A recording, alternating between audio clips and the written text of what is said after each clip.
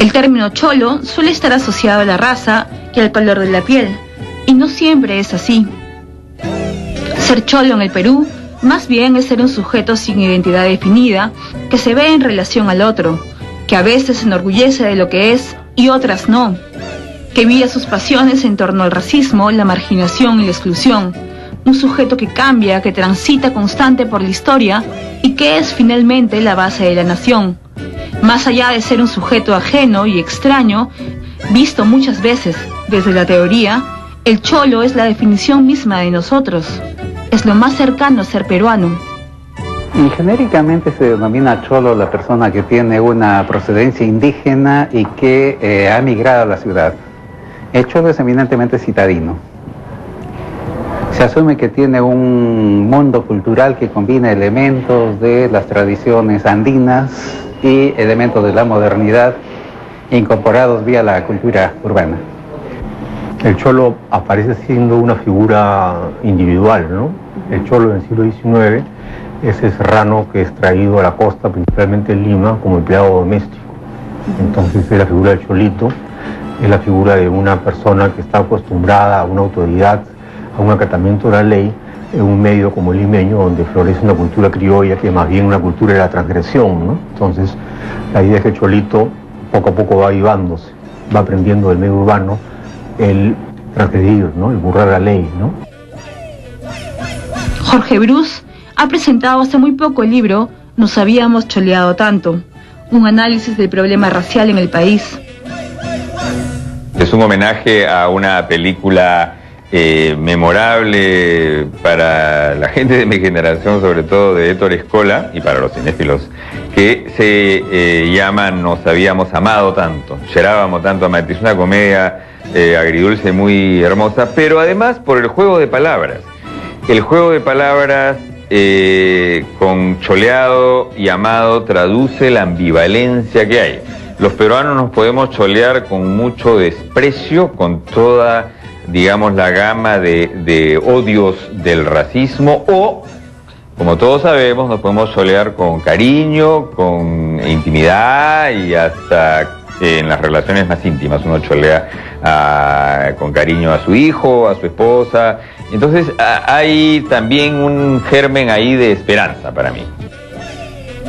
Ser blanco, indio, negro, no blanco, chino o japonés, aparentemente no tiene mucha importancia en el mundo de hoy. Un mundo integrado por redes de comunicación de velocidades infinitas. Un mundo de libre mercado, moderno y plural. La realidad es otra. Después de hablar con Mali, mi amigo de Turquía por internet, en un inglés masticado, salgo a la calle y choleo al chofer de la combi, porque es un inútil y no sabe manejar. El chofer al mismo tiempo cholea al conductor que se cruza de repente cuando no ve la luz roja. Aquella situación se repite a diario y a toda hora en el país. Uno al otro nos choleamos constantemente, una suerte de cholificación al infinito. ¿Por qué?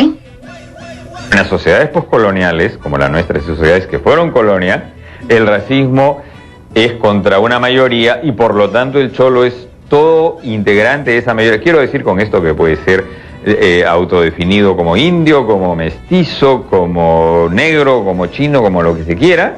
En la medida que es discriminado, digamos, es que yo lo meto en esta vasta categoría de cholo. Y debería decir, me meto también, porque otra de las características de los peruanos es que en algún momento todos somos el cholo de alguien. Aquella relación que guardamos con el otro en el Perú resulta un tanto bastante extraña. ¿Es posible cambiar el status quo? ¿Relajar en algo aquella tensión racial que ha impedido la construcción de una verdadera nación? Yo creo que hay una tensión, ¿no? Hay una tensión entre, sobre todo entre individuos, dentro de los mismos individuos, ¿no?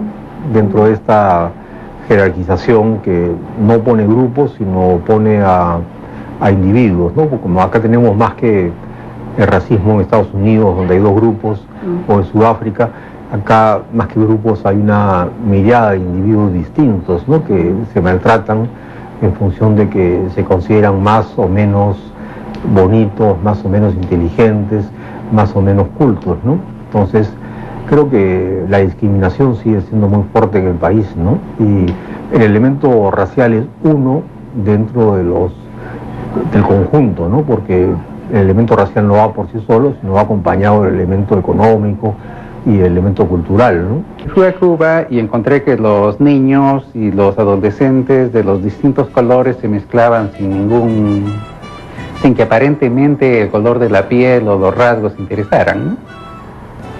Estaba con algunos amigos, entre ellos Alberto Flores Galindo, y éramos nosotros los que volteábamos cuando veíamos una pareja de un negro y una rubia. A nosotros nos chocaba, nos sorprendía, porque eso era inconsciente porque estaba en discrepancia con lo que era nuestra vivencia cotidiana. Pero para la gente joven en Cuba eso era absolutamente natural. Unas cosas son los cambios económicos y otras cosas los cambios en la mentalidad. La realidad ha cambiado, pero la manera como seguimos viendo esa realidad sigue siendo la antigua. Es como si que la mirada se quedase congelada en lo que era la situación anterior y fuese incapaz de percibir los cambios reales que se han dado.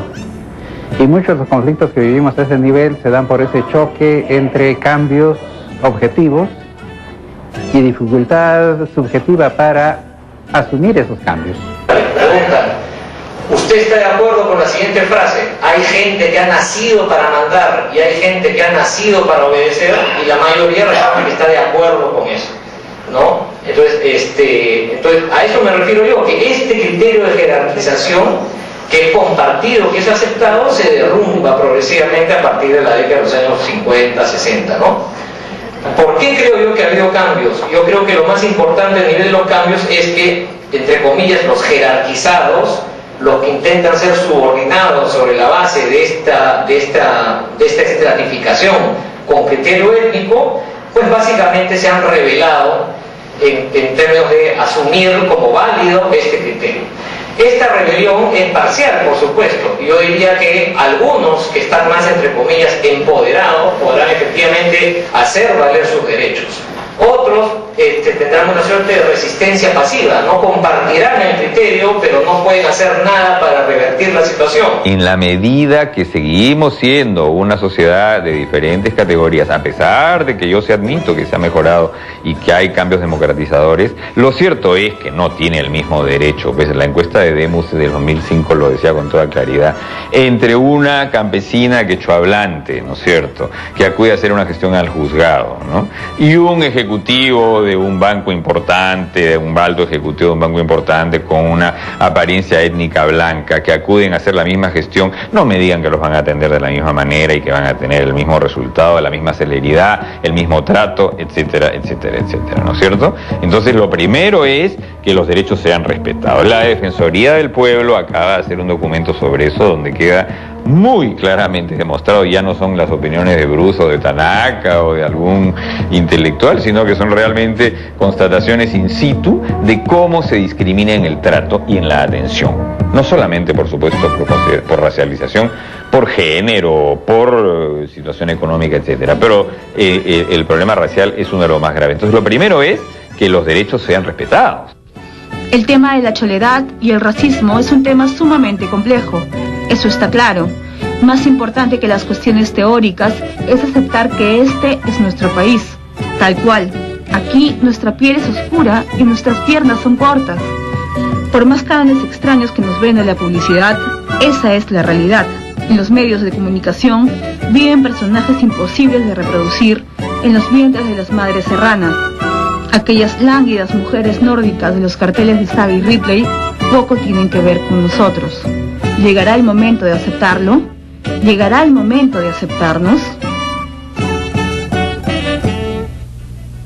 Vamos al corte comercial y regresaremos con Doris Moromisato y su libro Paisaje Terrestre.